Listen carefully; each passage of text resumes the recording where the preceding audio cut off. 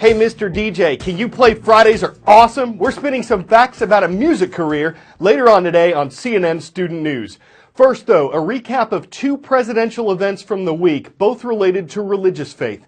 The National Prayer Breakfast is an annual tradition first attended by President Eisenhower in 1953. Every president since has followed suit. It's a chance for politicians to discuss how faith has shaped their lives. And yesterday, President Obama spoke at the event for the 8th time since he took office. That event was a day after the president visited a mosque in Baltimore, Maryland, and described Muslims as essential to the fabric of the U.S. You're right where you belong. You're part of America, too. President Obama had visited mosques in the past, but never before inside the U.S. There were mixed reactions to the trip. Some Muslim Americans said the president's mosque visit was overdue, that it came too late. Others praised his speech, saying it helped fight discrimination against Muslims in America. Republican presidential candidate Senator Marco Rubio said there's discrimination of every kind in America, but that the bigger issue is how to address radical Islam. The United States, Japan, and 10 other countries have finally reached an agreement on a trade deal known as the Trans-Pacific Partnership, or TPP. So what exactly is the TPP? It's a free trade pact that's meant to encourage more business between the 12 countries. Tariffs and import quotas for things like beef, rice, butter, and many other products would be lifted. Why are these countries banding together? The hope is the TPP will lessen some of the power that China, the world's second largest economy, has in the global marketplace. China is not part of the TPP. President Obama has been a champion of the TPP, and he's even had the U.S. Chamber of Commerce backing him. Those two haven't often seen eye to eye on issues about big business. Obama and other proponents have argued that the TPP will be good for American workers. Nike has said it would create 10,000 jobs in the U.S. if Congress passes the deal. But many labor unions worry that the TPP will encourage more U.S. companies to ship jobs overseas. And other critics of the deal aren't happy that most of the negotiations have been done in secret. The Trans-Pacific Partnership has been signed. It's one step closer to being finalized. It's a trade agreement that involves 12 Pacific countries who together make up 40% of the world's economy. Their representatives met in Auckland, New Zealand yesterday to sign the TPP. It notably leaves out China, the world's second largest economy. U.S. officials say the deal would give America more influence and power in trading across Asia. And President Obama says it, quote, puts American workers first. But critics say it could mean more U.S. jobs moving overseas. Critics in Australia are concerned about higher drug prices. Critics in Japan are concerned about losing business if cheaper American imports come in. The TPP still has to be ratified by all 12 countries to take effect. That could take 2 years. We always find roll call schools on the previous day's transcript page at cnnstudentnews.com. So on Thursday's transcript, we found the Eagles. In Southeast Michigan, hello to Romulus High School. It's in the city of Romulus. In the capital of Texas, that's Austin. Thank you for watching from Gardner Betts Juvenile Justice Center. And from Indonesia, we welcome our viewers at Green School. It's on the island of Bali.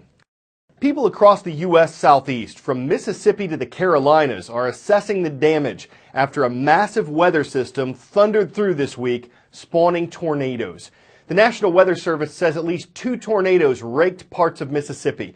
An emergency official says several homes were damaged in western Alabama, and dozens of people had to leave their homes in Georgia after a suspected tornado hit the Fort Stewart military base. In all, the Weather Channel says there were at least 10 tornadoes over the past few days. Thankfully, no one was killed. How exactly do these twisters spin down from the sky? Tornadoes are so powerful they can flatten homes to their foundation. They can peel asphalt right off of a highway. And it can toss around 18-wheelers like they're small toys.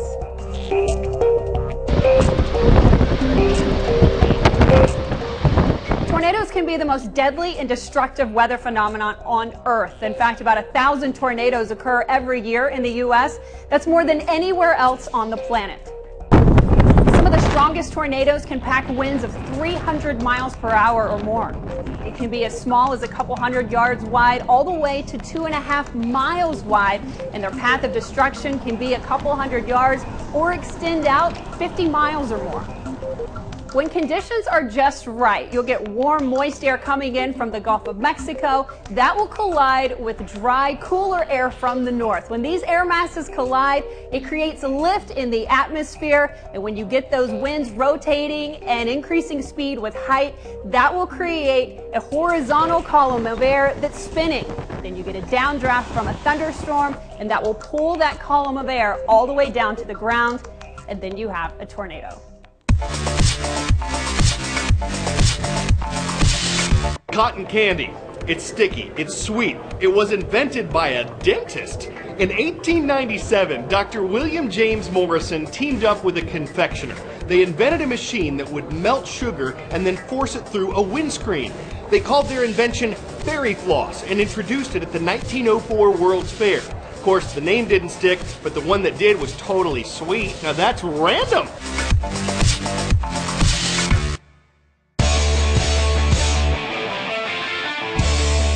According to Payscale.com, disc jockeys or DJs make an average wage of $36 per hour.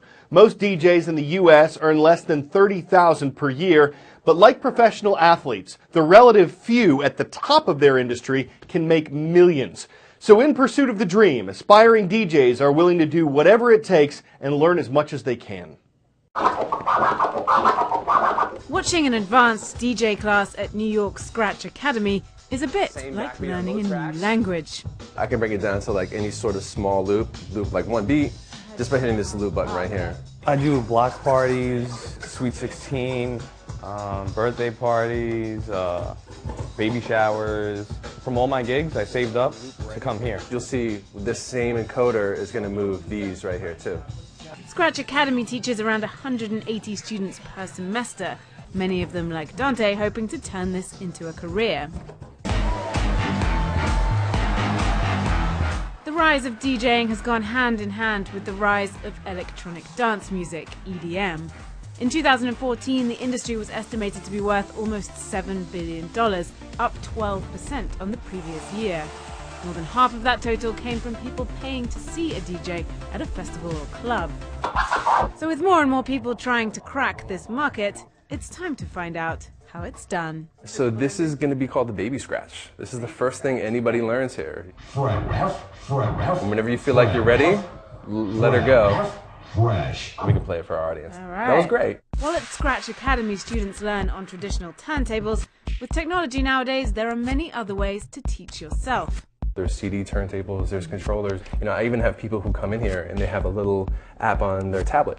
After the baby scratch, And 3 and 4. there's the scribble scratch and the drag scratch.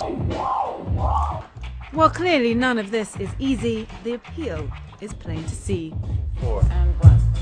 Very nice drop. We guess to scratch the surface, you've just got to get in the rhythm of success. You can't be afraid of scratches, battles, fades, or slipped discs, because after all, it's an industry where the goal is to drop and break records. I'm Carl Azuz, and I'm outro.